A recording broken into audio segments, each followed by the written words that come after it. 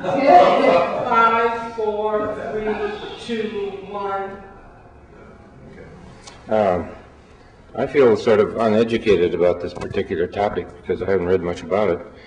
But I'm wondering what your information was, where you got your information. Also, I'm wondering where you got your information, what books and so forth, what people, what scientists are on your side. Because I'm apparently on the other side, I haven't been educated. Okay, where I got it from was there's a rabbi in Colorado that sends me sort of unconventional information, and he sent this and he said, you got to see this because this is beyond the pale. So I saw, see, now the internet has got these incredible documentaries. You don't have to have your niche group to access them because it's starting to spin around. And the documentary was called A Funny Thing Happened on the Way to the Moon. That's what I saw. I heard there's another one called The Capricorn something? Capricorn 1. Capricorn 1. Which is a film. Is that better than what I saw? Capricorn 1 is a Hollywood film based going to Mars, but not the moon, but it's using the same scenario of I see. The scam of going to the moon. I see. I see. Well, I put Jim Fetzer on the spot, and he had already said that he has so much on his plate. So I thought, with Nita Renfrew with me, all I meant when I asked him was, I said, since you're a philosopher of science, what is the scientific method to go through? And here I'll throw one out for you. Just yesterday, somebody told me about this. How do you approach it? And I was surprised. That's very convincing to him that we never went to the moon. But I wasn't asking him, you know, see what I was trying to do? I didn't want him the authority to say yay or nay. I'm more interested in the process, like what I just sort of slid by you, what I went through on this no planes thing. You know, because you have a group, it decides what it believes in, and when you believe in those things, then you're part of that group. But I think everybody wants to grow, but that growing process is a little painful. So, where I got my information, so you know, Paula, was an excellent book, and I had Sean saw it, and God bless him for picking it up because it's giving me the detail. It's incredibly well researched. It's called Dark Moon, NASA and the Whistleblowers. Now, what's interesting is that it's done by Percy and Bennett. What's interesting is that they, to me, as I'm reading this book, have shown that there were whistleblowers in NASA that were constantly giving us clues about the anomalies of the footage and other events that were taking place. Considering, so, but see, this is here we go. This is my pattern. I'm looking for pattern. This is the same thing. So, in terms of other conspiracies, is that you're not going to get the overt smoking gun evidence, but what you will get, if you put different eyes on, is that what they pointed out is that they will have people who will drop hints through photographs. They said that, hey, the lighting's wrong, the shadows don't fall, there's no blast crater, the aluminum skin on the lem was way too thin. The hand over the moon. Right. That's right. Well, the cutout in order to give the perception that we're further away from the moon. But the two people, Bill Kaysing, who was with Rocketdyne, has been one of the leading opponents of the Apollo space program. But I think where I was thrown over the edge, and I said, this makes sense. First of all, NASA is a cash cow. So when you get into reading black budgets, and Webb Tarpley will tell you about this, is that a lot of those monies are siphoned off into a real space program. It's no different. We have American military, but some of that money is siphoned off into special operation groups that operate without any congressional oversight. It's the same thing in any process we're dealing with. But I think what threw me over the edge, and this made the most sense. This made the most sense to me, and this did it to me, is that here we had our starred astronauts put into space for the very first time that we're going to be sent to the moon. Now, we can't predict solar flare activity. NASA cannot do that. And there's no guarantee that they cannot be irradiated all the way from when they leave the Van Allen belts to the moon. But what they could not risk, and this is what convinced me, what they could not risk is that they could not risk their astronauts being hit with radiation that would cause them to vomit, have diarrhea, go blind, and possibly die live on camera. Now, they pose one of two scenarios. They never went, or they sent somebody else. In other words, they sent the Tuskegee Airmen out there, or somebody else in another space program that had complete deniability, that would take the risk, and that where no one would know, the public would never know about that, the fact that they did or did not go to the moon. I don't know. But however, my point is that made the most sense. Now, just to give another scenario on that, Yuri Gagarin was not the first man in space. Do you think they put their star astronaut in the capsule and have him charbroiled live on TV? No, they took him out of the capsule. They may have sent someone up, or a primate, or somebody up there, but that's been as far. There's information that they got. There's information that they got a cosmonaut up there 2 days earlier, and then when they did the launch of Yuri Gagarin, they abruptly stopped the launch, pulled him out of the capsule, and then set that up using the previous launch as the proof positive they could in fact get up to that orbit altitude.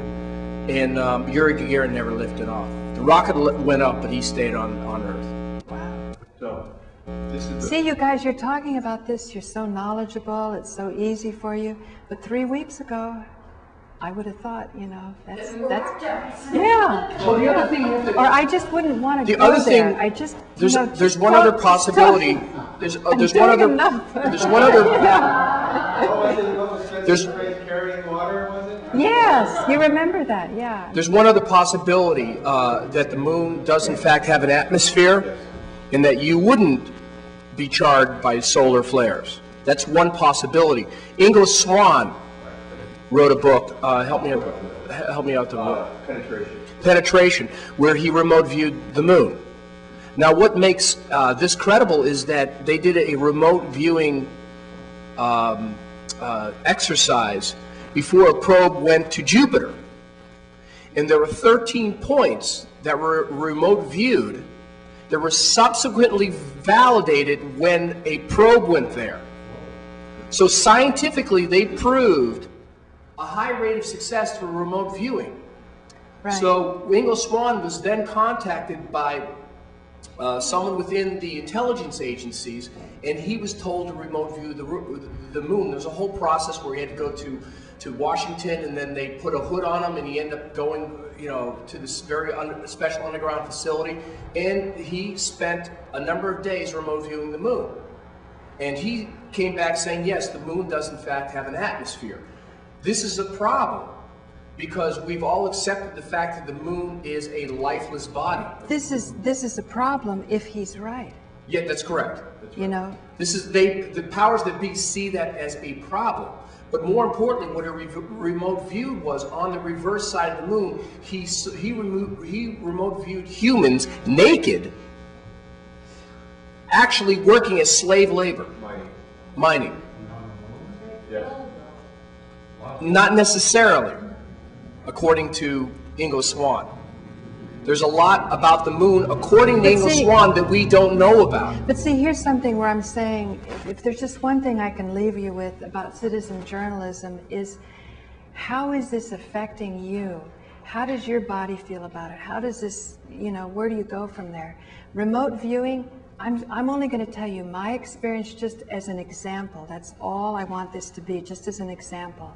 When I was doing my TM stuff, at one point, I saw the defense budget of the U.S. during the Vietnam War. I knew nothing about politics. I'm in my early 20s. So for me, I have a model of remote viewing. Now, on the other hand, I can really see how a lot of stuff is faked. I taped Alan Steinfeld doing a remote viewing exercise with Russell Targ. I was the camera person there. And I joked around with Russell, and we knew him.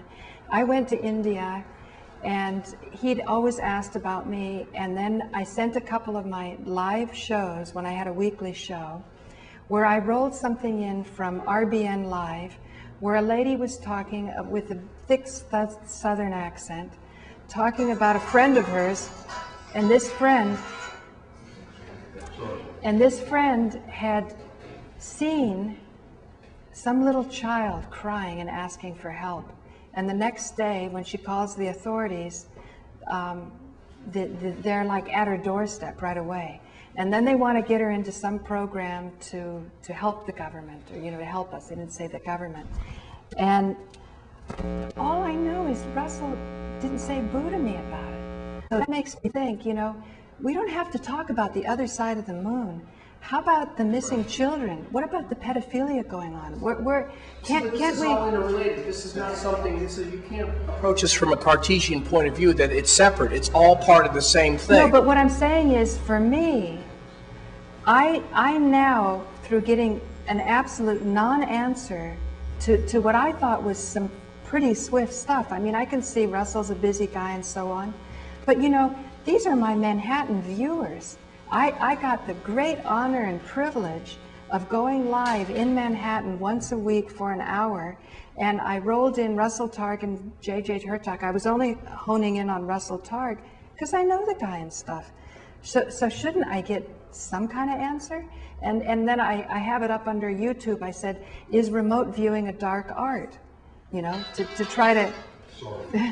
to try to, just to, you know, granted, I'll have topics that are provocative, but I won't provoke something unless I hope to stand behind it, you know. Well, so I just don't know about the other side of the moon. What it works at, it's much more sensitive to remote view pedophilia in Washington, D.C. than remote viewing the dark side of the moon.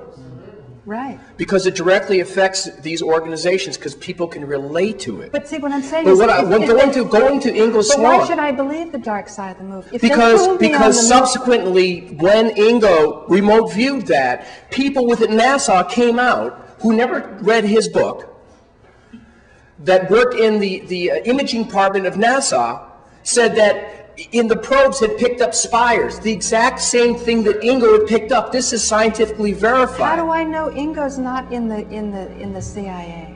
How do I know? Well, you look at... NASA and the CIA. There's no doubt about it.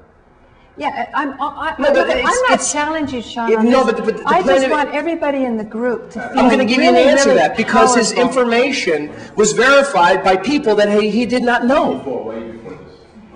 And he proved the verification, because it's on record, he proved the verification of remote viewing. Unless the whole thing was set up as a charade. I'm sorry? That's why I don't need one. I'm just throwing out some ideas. Well, that's the all. whole part because of it... when you say Ingo Swan, I went to a party. A party was given in my honor because I spent a bunch of money doing a video on flower essences. And Ingo Swan came, you know, it was a rather intimate group and stuff.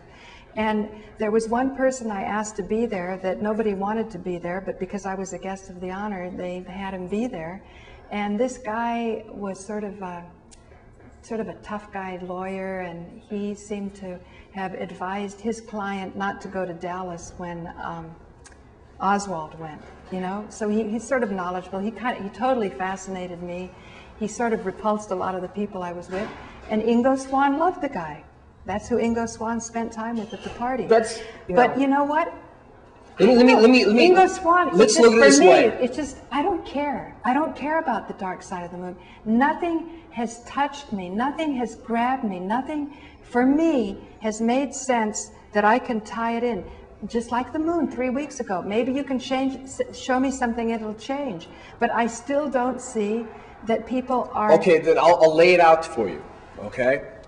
It's important, not that Ingo Swan saw something, but the guy who worked for NASA saw it. That's what's important. Then we go into black budgets. Then we get into the rip-off of the American public. Then we get into Iraq. Then we get into 3,000 soldiers that died. And then we go on and on and on. It's the same apparatus. There's no separation. The dark side of the moon has as much weight as 4-year-old kids getting diddled in Washington, D.C. It has as much... The same weight. Because it's all part of the same apparatus. Nothing is sensitive. It's a system. I'm just saying, I can't prove the dark side of the moon.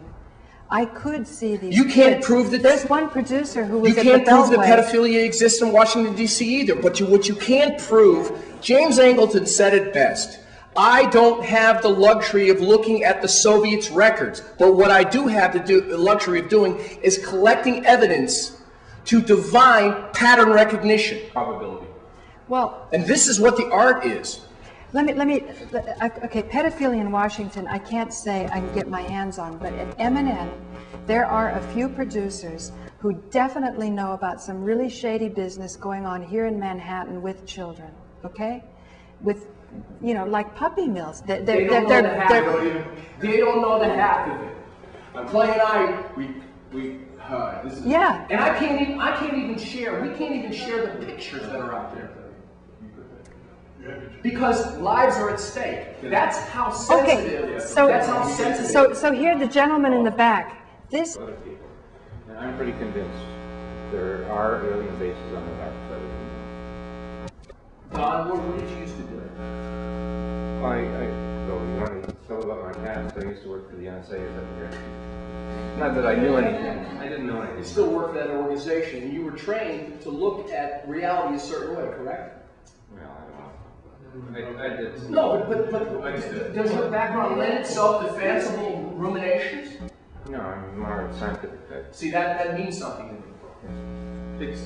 It's you know, Paul, we don't know where the smoking gun is, the real smoking gun.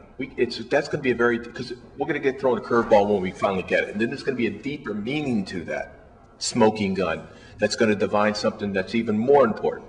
It's an evolution. Just let me make sure I'm with you on this. Okay. When you were talking about evidence that's given out in bits and pieces, to me, the way I understood that was like this film that I saw, A Funny Thing Happened on the Way to the Moon. It wasn't until the very end of them doing their project, which in the old days, to do a documentary was tens and tens of thousands of dollars and a lot of time. And they kept asking NASA over time for photographs. Right. And although they got many photographs, they were the same old 23 photographs. There weren't very many photographs. But at one point towards the end, they got a film that apparently was supposed to be private. Now, is that what you mean, that type of thing? And that film showed a hand or an arm going over the moon, that the reason they got it to look like a little moon and that they passed the Van Allen belt was because they pulled the cameras way back and they blocked off part of the... So when the guy walks in front of it, you can see that the camera is not pinned against the glass of the window, the only window facing the Earth. So is that what you meant, that that somebody says, oh, let's hand this out? Because by the same token, I looked at a website that said the no planes thing, you know, it was so poorly done that it had to be a signal also. Right. For those who had eyes to see and ears to hear and a heart that was willing to go in that direction. Right. Is it that kind of thing you mean? Where it's so poorly done, or there's a mistake, and they're saying find the mistake? No. Or they really make the mistake? Some of them really make the mistake because they're under an oath of secrecy and there's a threat on their lives. So it's impossible to stop evidence. Tom Clancy said it after 9/11, and I'm not a big Tom Clancy fan. I like some of his books, but you know, guy's just really arrogant and egotist. But I respect his work and I respect his knowledge. You cannot classify the laws of physics, at least in the three-dimensional field where we understand it. So you cannot classify the truth. The truth is out there. It's up to you to bring it together and give it a context. Oh, I see what you mean. By classify, you mean that it's classified, you can't get to You can't, it's all out there, guys. I Right. guarantee you, if we spent 1 year, all of us together, Right. okay, we didn't have to worry about money, and we went out in our respective fields and did the research, we'd come back here, I'm telling you, We get really close to the truth. we would Yeah. get really close to it. But That's what- all I meant, No, but you no. can never know. Oh, this is what I've been saying I about- believe what you're saying. It's pattern recognition. The only thing I can really go on is high probability. So when I look at 9/11, I say, oh, John, here we go again. Well, what do you mean? Well, look at Iran-Contra. A shadowy government with its own air force, its own navy, its own fundraising mechanism, and the ability to pursue its own ideas of national interest, free from all checks and balances and free from the law itself. Now, that's the biggest conspiracy theorist out there. Do you know who that theorist said that? Senator Daniel Inouye out of Hawaii. Who said that? So when people call conspiracy theory, I don't wake up thinking conspiracy. Let me take the facts, that moon tape, okay? Let's just say that may be factual. We have to always put a small percentage that this could also be a manipulation to hide a greater secret. Do you follow? Right. So this is how it's tiered, and then this is why I'm looking for the cause. Now, I may never find it, but you know something, I'm going to get damn close to being able to figure out where, at least narrow the field some, and then be able to offer that insight, and then someone may take me a little further down or away from the rabbit hole. And what are you going to do with that truth? Well, you know something, I come in here and I give it to the people, if I have something, the people in this room who I consider nobility in the world, the real nobility in the world, the true sovereigns. The sad history of humanity is that the average person has not come together as a collective to fight those who are in charge. I don't care what, there's not one instance in history where the average person has come together as a group and upended the nobility or the royalty. Not one instance. And the reason being is that the second the energy starts transferring away from them, they manipulate it and they transfer it to another. They create their own movements, their own governments, their own revolutions. Who's they? The dynastic families that were born out of the Caesars some 2,000 years ago. They were out of the Babylonian. Now, the question for me, that's not in doubt. Eustace Mullins has done a superb job in outlining the sequential history of this. What is in doubt for me is, what are we emulating? What are those persons, what are they emulating? Where did they get the idea that the subjugation of another human being is a good idea? That's what fascinates me. What kind of notion? It runs counter to what human beings are, because I think the average person, the average human being is very, very compassionate. The last thing they want to do is see their child dead or missing. The last thing they want to do is take a gun and shoot someone. The last thing they want to do is go to war. It's counterintuitive. So history is nothing but a sad record of the average person buying into the manipulation of the elite. So you're thinking somebody else did it? My intuition says that it's something else. We're emulating something else. And I can't say for certain what it is. But I think it's in the area of the extraterrestrial. The Anunnaki. I think. But Is that what you think? Yeah, I think it will be. However, the Catholic Church, and I don't want to take away from you, but the Catholic Church looks at dimensional, three-dimensional, fourth-dimensional, fifth-dimensional. I think you're having an interdimensional bleed-through of consciousness. Right. And the Nazis tapped into this. They tapped into this. It was a great technological game. We're only seeing the tip of the iceberg of what's going on. But I think there is some sort of maybe a negative influence that's bled through. I don't know. If some of it's positive, I think you have everything happening at once. I will say this. This gets into the fanciful, but it's interesting. I read a lot about exorcism and the technology that the Catholic Church uses with these interdimensional creatures that bleed through. Now, my brother, his house is...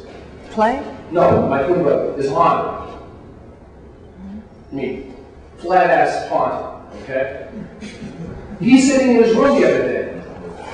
The room gets very cold. He thinks there's a door open. All of a sudden his blind goes. What is that? Why is it there's a consistent testimony that people see these entities as demons, dragon-like demons? Is this a fourth-dimensional bleed-through? Are these the people that are actually controlling the consciousness of humanity? And why is it that when you're given a cross or holy water, a symbol that reinforces your sense that you can fight this, you're protected, that these things get drawn out? Martin uses Recipe and drive them away. Is it too loud, Jennifer? You could recite a cookie dough recipe and drive them away.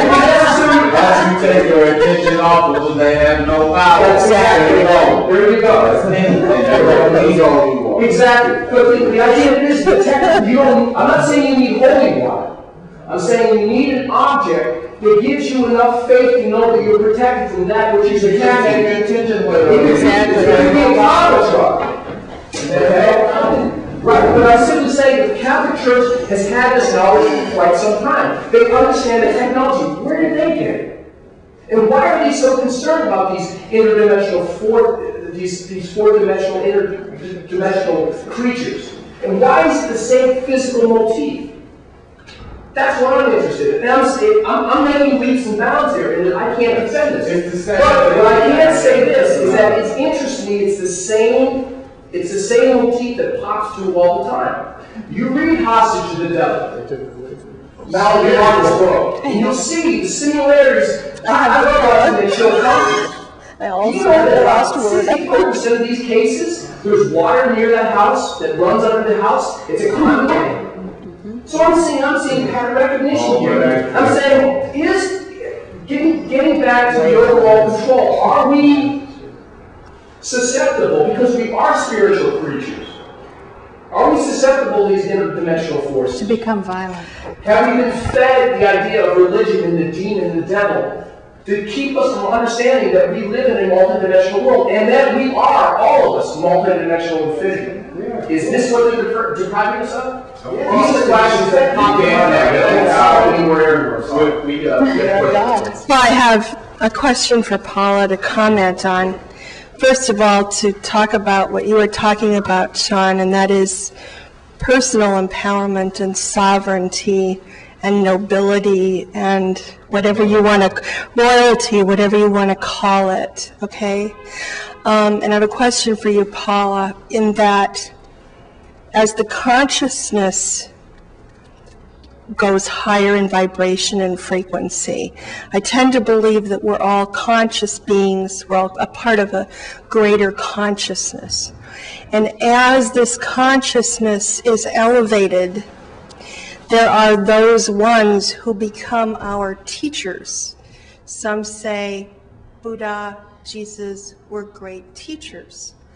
Also, perhaps, those who created 911 are great teachers. Their methodologies aren't as pleasant.